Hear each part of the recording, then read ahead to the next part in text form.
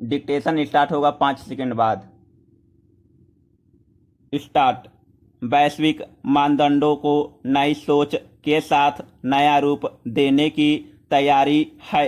एक तरफ एक नए वैश्विक टैक्स पर काम हो रहा है जिसका उद्देश्य एक न्यूनतम कॉरपोरेट व्यवस्था लागू करने के साथ ही एक ऐसा तंत्र बनाना भी है जिसमें बड़ी कंपनियों के कुछ मुनाफों पर कर लगाया जाए।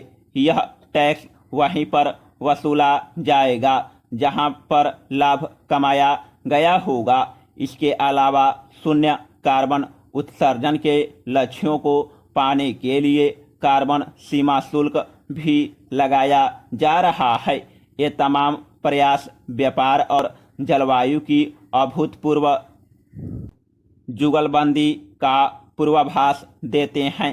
इसी तरह अनिवार्य विवाद समाधान प्रावधानों को अंतर्राष्ट्रीय समझौते में शामिल करने की मांग भी बढ़ती जा रही है। Paragraph change. दूसरी तरफ स्थापित मानकों का विरोध किया जा रहा है और तकनीकी रूप से सभी अलग अलग हो रहे हैं जिससे नई मूल्य श्रृंखलाएं स्थापित हो रही है। ये सभी संकेत हैं कि वैश्विक आर्थिक क्षेत्र में बदलाव होने वाला है। अब यहाँ से वापस मुड़ना कठिन है। बदलाव की गति एक मसला जरूर है लेकिन इससे बचने की कोई राह नहीं। इसका प्रभाव हम पर भी पड़ेगा। लिहाजा भारत की भूमिका इसे समझने और आकार देने की होनी चाहिए या फिर बदलावों को आत्मसात करने की।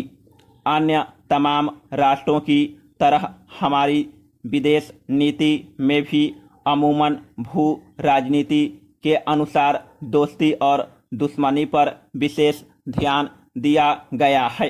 भू आर्थिकी को आमतौर पर पीछे रखा गया है।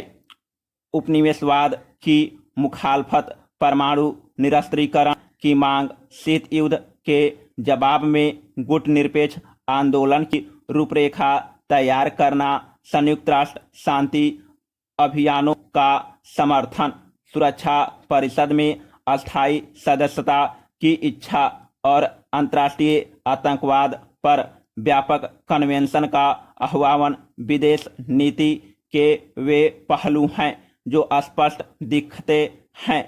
ऐसी सफलताओं का मकसद अपनी भू राजनीतिक हैसियत को बढ़ाना और अपनी अर्थव्यवस्था को लाभ पहुंचाना होता है।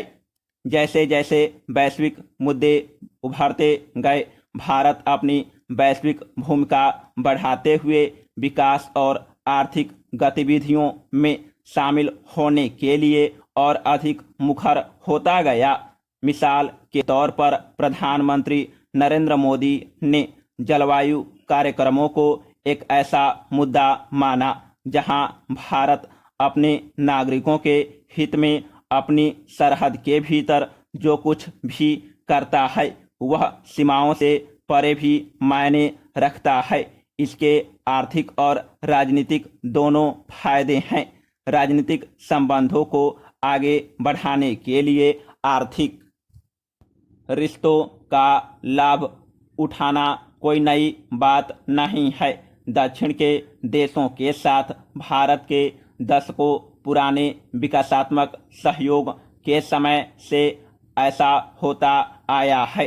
अंतर बस यह है कि भारत वैश्विक पटल पर उभरने वाले मुद्दों पर जो कुछ करता है या नहीं करता है उसका पैमाना और वैश्विक प्रभाव अब बदल गया है। जैसे जलवायु संकट, स्वास्थ्य सुरक्षा और डिजिटल प्रौद्योगिकी, इन्हें अब क्षेत्रीय मसलों से जोड़कर नहीं देखा जा सकता बल्कि ये वैश्विक चिंता के मसले बन गए हैं। Paragraph change. कोविड-19 महामारी की दूसरी लहर के दौरान हमारी विदेश नीति आवश्यक वैश्विक आपूर्ति हासिल करने में खासा अहम साबित हुई। लिहाजा वैश्विक कॉरपोरेट्स का कर निर्धारण, सीमा पार के डिजिटल मंचों का नियमन, बिग डाटा का प्रबंधन, आपदा और मानवीय राहत, व्यापारिक मुद्दे जैसे विषयों को व्यापक नजरिए से विशेषकर वैश्विक आयामों के आधार पर देखने से हमें फायदा मिल सकता है। इसी तरह प्रवासन और लोगों का मुल्क बदर होना उभरते मुद्दे हैं। आने वाले दिनों में भारत और अफ्रीका युवा आबादी के सबसे बड़े भंडार होने वाले हैं। इसी तरह विषाणु जनित तनाव, चिंता के कारण और साइबर सुरक्षा भी, ये सभी आंतरिक सुरक्षा नीति के साथ साथ वैश्विक मसले हैं, क्योंकि इनमें हमें विश्व स्तर पर काम करना है और जो घरेलू स्तर पर काम करते हैं उसका वैश्विक प्रभाव पड़ता है। अपने नज़रियों को क्षेत्रीय से वैश्विक बनाने में कई चुनौतियां भी सामने आएगी, मगर हमें नहीं भूलना चाहिए कि ज़्यादातर मामलों में भारत वैश्वीकरण की अंतिम लहर के लाभार्थी के रूप में उभरा है। अब एक अलग तरह के वैश्विक बदलाव हो रहे हैं। हमें उनसे कदमताल करने के लिए एक समग्र दृष्टिकोण अपनाना होगा। कम शब्दों में कहे तो हमारी विदेश नीति के एजेंडे को अब पारंपरिक सोच यानी भू राजनीति से परे देखने की जरूरत है। अच्छी बात है कि इसके लिए हमें अपने फोकस को नहीं बदलना होगा। चीन के साथ सीमा से जुड़े प्रश्न वैसे ही साल भर महत्वपूर्ण बने रहेंगे जैसे पाकिस्तान के साथ हमारे रिश्ते हैं। अफगानिस्तान में लगातार बनते बिगड़ते भू राजनीतिक हालात भी अहम होंगे। वैश्विक बदलावों की प्रकृति को ध्यान में रखते हुए हमें अपनी विदेश नीति का दायरा बढ़ाना होगा। भू आर्थिकी अनिवार्य रूप से भू राजनीति को प्रभावित करती है। चीन का बेल्ट एंड रोड इनिशिएटिव इसका बड़ा उदाहरण है।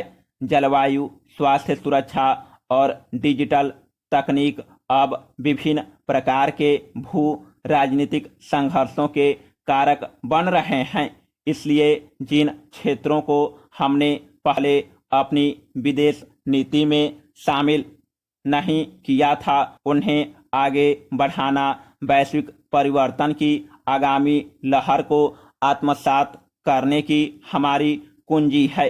विदेश नीति का मूल्य लक्ष्य राष्ट्रीय हितों को व्यापक अर्थों में संरक्षित करना, बढ़ावा देना और उनकी रक्षा करना है, न कि उनकी हदें तय करना। हमारे पास समर्पित अधिकारियों के रूप में खासा प्रतिभा है, साथ ही सियासी दुर्ग को संभालने वाले योग्य राजनीतिक नेतृत्व के तौर पर प्रधानमंत्री नरेंद्र मोदी हैं, जो जोखिम लेने से गुरेज नहीं करते। जरूरत बस इस बात की है कि आगामी वैश्विक बदलावों के अनुरूप विभिन्न नीतियों के तमाम पहलुओं को मुख्यधारा में शामिल किया जाए। 2023 में G20 की अध्यक्षता हमारे हाथों में होगी।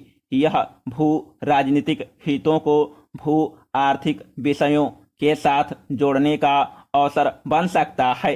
यदि हम आगामी वैश्विक बदलावों का फायदा उठाना चाहते हैं तो हमें जल्द ही एक व्यापक वैश्विक एजेंडा बनाना होगा और सावधानी पूर्वक अपनी नीतियां तैयार करनी